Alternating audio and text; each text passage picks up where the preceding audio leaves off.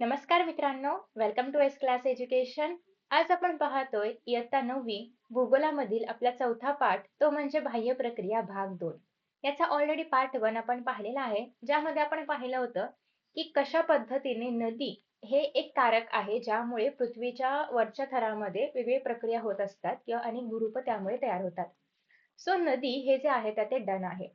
त्यामध्ये आपण पाहिले होते की नदीचे खनन कार्य काय आहे, संचयन कशा पद्धतीने करते नदी किंवा गाळ कसा वाहून आणते वगैरे, हे सगळं काही आपलं पाहून झालंय. तर आता इव्हन आपण हे पण पाहिलं की व्ही आकाराची नदी असते किंवा घळई बनते. त्यासोबतच सॉरी व्ही आकाराची दर्या नदी नाही. त्यासोबतच पंखाकृती मैदाने वगैरे बनतात. हे सगळं नद्यांबद्दलचं होतं. आता आपल्याला आजच्या व्हिडिओमध्ये पाहायचं आहे हिमनदी. अर्थात नद्या तर आपण पाहिलेल्या आहेत आपल्या महाराष्ट्रामध्ये किंवा आपल्या आसपास. पण हिमनदी आपण नसेल पाहिलेली, कारण अर्थात ज्या ठिकाणी बर्फ पडतो त्या ठिकाणी असतात हिमनद्या आणि आपल्याकडे काही बर्फ वगैरे पडत नसल्यामुळे हिमनद्या पाहिलेल्या नसतील आपण. पण जर तुम्ही मूव्हीजमध्ये किंवा कुठेतरी अशा सोशल मीडियाच्या प्लॅटफॉर्म्सवरती वगैरे पाहिले असतील, तरी पण तुम्हाला एक बेसिक आयडिया असेल की हिमनदी काय असतं. तर बेसिकली ज्या प्रदेशामध्ये तापमान गोठणबिंदू म्हणजे काय, जेव्हा बर्फ गोठतो म्हणजे बेसिकली पाणी गोठतं आणि त्याचा बर्फ बनतो, त्याला आपण बोलतो गोठणबिंदू. तर ज्या प्रदेशामध्ये तापमान जे आहे ते गोठणबिंदूच्या खाली असतं, अशा प्रदेशामध्ये हिमस्वरूप वृष्टी होते. म्हणजे पाऊस पडतो पण कसा, हे म्हणतो ना आपण बर्फ पडतोय, म्हणजे आपल्याकडे पाऊस येतो तेव्हा पाणी पडतं, पाण्याचे थेंब पडतात. पण त्यांच्याकडे पाऊस म्हणजे काय असतं, बर्फाचे तुकडे पडतात म्हणजे बर्फ पडतं बेसिकली. तर त्याला आपण हिमवृष्टी असं म्हणतो. तर हिमवृष्टीमुळे भूपृष्ठावरती हिमथर तयार होतो. अर्थात पाणी जमिनीवर पडलं, आता बघा बाहेर पाऊस पडतोय. तर जेव्हा पाणी जमिनीवर पडतंय तेव्हा पाणी साचतंय ना जमिनीमध्ये. हे जर बर्फ जमिनीवरती पडला तर बर्फ साठणार जमिनीवरती. सो मग हिमथर, बर्फाचे थर, हिम म्हणजे बर्फ, बर्फाचे थर तयार होतात. हिमाच्या प्रचंड वजनामुळे हिमथर भूपृष्ठाच्या उतारावरून घसरू लागतात. आता बघा की या ठिकाणी असे बर्फ पडून असं आहे की त्या ठिकाणी थर तयार झालाय. आता इथे म्हणजे पाण्यापेक्षा आपण बघायचं म्हटलं तर जे आपलं बर्फ आहे तर ते जास्त जड आहे. मग त्यामुळे हा जो इकडचा बर्फ आहे तर तो गुरुत्वाकर्षणामुळे खाली खेचला जातो आणि हा बर्फ खाली उतारावरून घसरू लागतो. तर दाब व घर्षण यांच्यामुळे थराच्या तळाशी जमिनीलगत असलेला जो काही बर्फ आहे तर तो वितळू लागतो. आता जेव्हा बर्फ इथून खाली येईल तेव्हा या जमिनीसोबत या बर्फाचं घर्षण होणार आहे. घर्षण होईल ना असं असं. सो घर्षण झाल्यावर तुम्ही जर बर्फ असा घासला तुमच्या गालावरती तर तो काय होतो, वितळतो. कारण घर्षण झाल्यामुळे काय होतं, हीट तयार होते, ऊर्जा तयार होते. आणि हीट तयार झाली, उष्णता तयार झाली की बर्फ काय होतो, वितळतो. आणि मग त्यामुळे तो जो बर्फ आहे तर तो वितळतो. सो बेसिकली जेव्हा उतारावरून बर्फ खाली घसरू लागतो तेव्हा दाब आणि घर्षण यामुळे काय होतं, थराच्या तळाशी जमिनीलगत बर्फ वगैरे जो आहे तो वितळू लागतो आणि हिमनदी अतिशय संथपणे उताराच्या दिशेने सरकू लागते. आणि ही जी काही हिमनदी आहे, आता जेव्हा बर्फ घसरतोय तेव्हा त्याला आपण काय बोलणार, हिमनदी. जेव्हा पाणी घसरायचं किंवा वरून खाली यायचं तेव्हा त्याला आपण नदी बोलायचो. सिमिलरली जेव्हा बर्फ घसरणार तेव्हा त्याला आपण काय बोलणार, हिमनदी. आता हिमनदी जेव्हा खाली येते संथपणे, तर ते संथपणे म्हणजे हळूहळूपणे खाली येते. नदीप्रमाणेच हिमनदी देखील खनन, वहन, संचयन असं कार्य करत असते. आता नदीचे खनन कार्य. वेग कमी आहे याचा, कारण खूप जास्त बर्फ आहे, बर्फ जड आहे आणि जड वस्तू जर तुम्ही ठेवली तर ती लवकर खाली येईल का? नाही. सिमिलरली जर तुम्ही कंपेअर केलं मध आणि पाणी, तर कोण बरं लवकर सरकेल? ऑफकोर्स पाणी, कारण पाणी हलकं आहे, मध जड आहे आणि त्यामुळे जड वस्तू किंवा जड द्रव्य जे आहे तर ते सरकायला त्याला जास्त वेळ लागणार. ठीक आहे, वेग कमी असणार त्याचा. तरी बर्फाचे वस्तुमान जास्त असल्यामुळे हिमनदी आपल्या तळाचे व काठाचे खनन कार्य मोठ्या प्रमाणामध्ये करते. हिमनदीच्या खनन कार्यातून हिमगह्वर, शुककूट, गिरिशृंग, यू आकाराची दरी बघा. पाण्यामुळे काय झालं होतं, म्हणजे नदीमुळे व्ही आकाराची दरी तयार झाली होती. पण याच्यामुळे यू आकाराची होते. याचं कारण असं आहे की इथे जी नदी वाहते बर्फाची, तिचं घनता जास्त आहे आणि त्यामुळे ती अशी प्रॉपर अशी शेपमध्ये वाहते आणि त्याच्यामुळे काय बनतंय, यू आकार बनतोय. असं एकदम कट टू कट बनत नाहीये, कारण इथे तिकडे पाणीचं वजन कमी होतं. या ठिकाणी हिमनदी असल्यामुळे बर्फाचं वजन जास्त असल्यामुळे ते बर्फ त्या डोंगराला सरकवते आणि म्हणून तो असा यू शेप बनतोय, कट टू कट व्ही नाही बनत आहे. लोमती दरी व मेषशिला ही सगळी भूरूप जी आहेत तर ती बनतात. हे बघा, या ठिकाणी तुम्हाला हिमगह्वर बघायला मिळते, हिम ऑफकोर्स बर्फ, आणि गिरिशृंग या ठिकाणी तुम्हाला टोक वगैरे बघायला मिळते. नेक्स्ट बघा, या ठिकाणी तुम्हाला यू आकाराची दरी बघायला मिळते. हे बघा, ही यू आकार आहे याच्यामध्ये. त्यानंतर हिमवड बघूयात आपण. एक मिनिटं. नेक्स्ट आहे लोंबती दरी आहे. म्हणजे अशा पद्धतीने दरी जी आहे तर ती लोंबतीये. हे पाणी जे आहे आय मीन हिमनदी जे आहे तर तिथून कोसळते. हिमोडगिरी तुम्हाला बघायला मिळते. हिमोकटक आहे हिमोडकटक आहे आणि या ठिकाणी आहे मेषशिला. मेष प्रमाणे दिसतंय हे. मेष म्हणजे हे आपलं रेडा माहितीये ना तर ते. तर त्याप्रमाणे असं आहे ते दगडांचं बनलेलं. ठीक आहे. त्यानंतर आफ्टर दॅट नेक्स्ट आहे हं. तर हिमनदीचे वहन व संचयन कार्य. हिमनदी आपल्याबरोबर गाळ वाहून आणते. सिमिलरली जशी आपली साधी नदी गाळ वाहून आणते, सेम हिमनदी पण गाळ वाहून आणते. आणि हा जो गाळ आहे याला आपण हिमोड म्हणतो. जो गाळ ती वाहून आणणार. कारण ऑफकोर्स त्या गाळामध्ये पण बर्फाचे तुकडे, बर्फाचे कण आणि तिकडच्या आसपास जे पण आहे परिसरामधलं जे पण गोष्टी असतील, ते सगळे याच्यामध्ये असणार आहेत. सो त्याला आपण काय बोलतो? हिमोड बोलतो. सो तुम्हाला परत जर कुठे दिसला हिमोड शब्द तर इट विल बी ऑलवेज काय असणार आहे? हिमनदीने जो गाळ वाहून आणलेला आहे त्याला आपण काय बोलतो? हिमोड बोलतो. ठीक आहे. त्यानंतर नेक्स्ट काय आहे ते आता आपण बघूयात. सो आता हिमोडाचे संचयनाच्या स्थानानुसार भूहिमोड, पार्श्वहिमोड, मध्यहिमोड आणि अंत्यहिमोड असे प्रकार पडतात. तर या ठिकाणी बघा. आता हा जो आहे तर हा काय आहे नदीचा प्रवाह जो की पुढे गेलेला आहे. आता इथून ऍक्च्युली ती जी नदी आहे म्हणजे हिमनदी जी आहे तर ती येते. आता हिमनदी जे पण हिमोड म्हणजे जे पण गाळ वाहून आणणार तर तो बघा. जेव्हा सगळ्यात पहिल्यांदा या ठिकाणी गाळ वाहून आणला जाईल त्याला आपण बोलणार आहोत पार्श्वहिमोड. त्यानंतर जेव्हा दोन नद्या भेटणार म्हणजे दोन्ही नद्यांचा वेगवेगळा गाळ होता त्याला आपण बोललो हिमोड. जेव्हा दोन्ही नद्या एकमेकांना भेटणार तेव्हा त्या दोघांचा जो काही हिमोड आहे त्याला आपण बोलणार आहोत मध्य हिमोड. आणि जेव्हा ही हिमनदी स्टॉप होऊन तिथून पुढे आपली ऍक्च्युअल पाण्याची नदी वाहते. कारण कधीतरी हा बर्फ पाण्यामध्ये कन्व्हर्ट होणार. सो तिथून पुढे पाण्याची नदी वाहणार ना. तुम्ही बघितलं असेल तर गंगा नदी जी आहे तिचा पण उगम कुठे आहे? गंगोत्रीमध्ये आहे, जे की हिमालयामध्ये आहे. इव्हन यमुनेचा पण उगम कुठे आहे? यमुनोत्रीमध्ये आहे, जे की हिमालयामध्ये आहे. सो इनिशियली जी ही हिमनदी आहे ती नंतर आपल्या ऍक्च्युअल नदीमध्ये म्हणजे आपल्या पाण्याची नदी असते त्याप्रमाणे कन्व्हर्ट होते.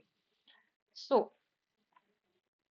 या ठिकाणी तुम्हाला हिमनदीचं संचयन म्हणजे हिमनदीमधून जे काही हिमोड आलेलं आहे त्याचं संचयन होऊन त्या गाळाचं कलेक्शन होऊन तुम्हाला बघायला मिळते की हिमोडगिरी आणि हिमोड कटक सारखी भुरुपे तयार होत आहेत. सो हिमोडगिरी तर आपण या ठिकाणी बघितलं होतं. हे बघा असं म्हणजे जो गाळ आहे बर्फाचा तो साठून राहतोय आणि इथे पण बघा हा गाळ असा मध्ये साठून राहिलाय. सो दॅट इज हिमोड कटक. त्यानंतर नेक्स्ट आहे माहित आहे का तुम्हाला? सो हिमनदी जी आहे तर ती प्रति दिवशी 1 सेंटीमीटर ते 1 मीटर इतकी एवढ्या कमी वेगाने सरकते. म्हणजे आपली ऍक्च्युअल नदी खूप वेगाने पुढे सरकते. पण हिमनदीमध्ये बर्फ असल्यामुळे किंवा इतर जे पण हिमोड आहे ते असल्यामुळे याचा वेग खूप जास्त कमी आहे. तर ती प्रत्येक दिवशी 1 सेंटीमीटर ते 1 मीटरच्या मध्येच सरकते. ग्रीनलँडमधील जॅकोब शावन ही हिमनदी जगातील वेगवान नद्यांपैकी एक असून ती प्रति दिवशी 46 मीटर वेगाने वाहते. हे काही तुम्हाला मोस्टली एक्झाममध्ये नाही येणार पण माहिती असलं पाहिजे.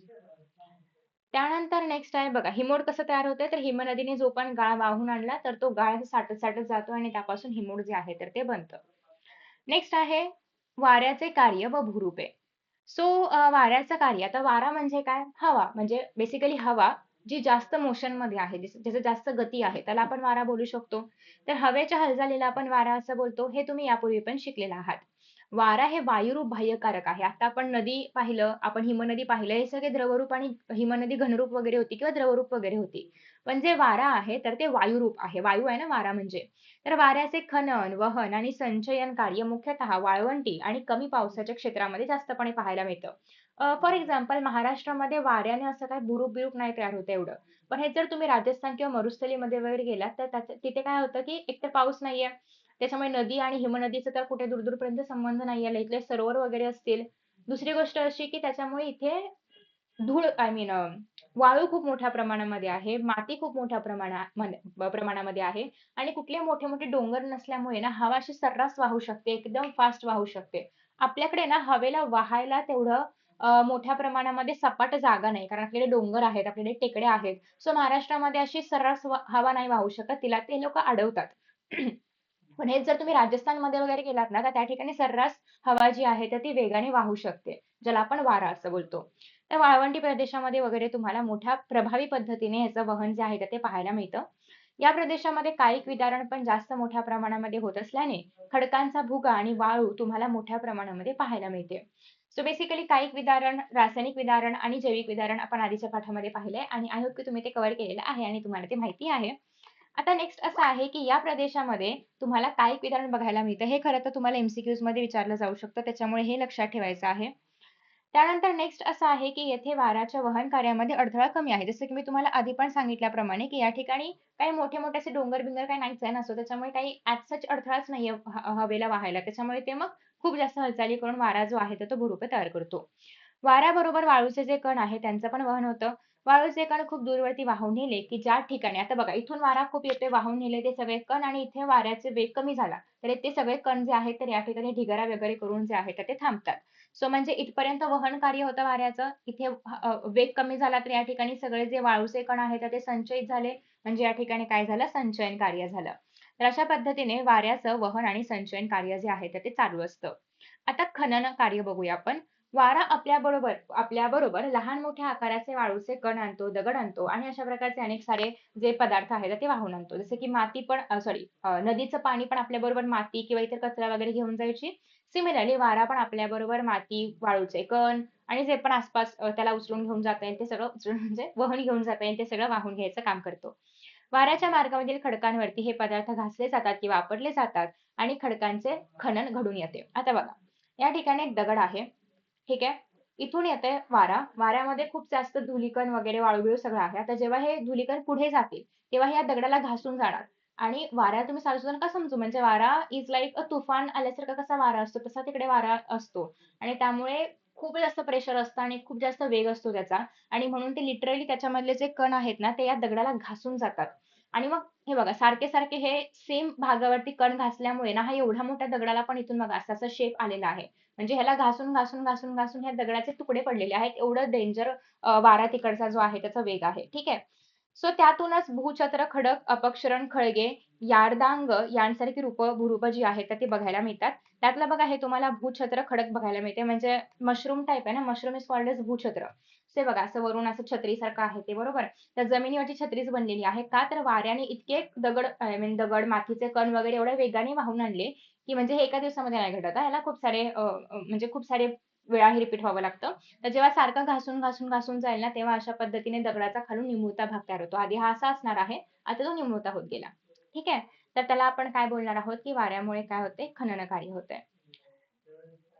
त्यानंतर बघा यार्दांगमध्ये काय आहे, की 2 जे आहे तर ते कठीण दगड आहेत आणि त्यांच्यामध्ये मृदू दगड. मृदू म्हणजे काय सॉफ्ट दगड, पटकन तुटला जाईल असा. असं असतात ना काही दगड खूप मजबूत असतात.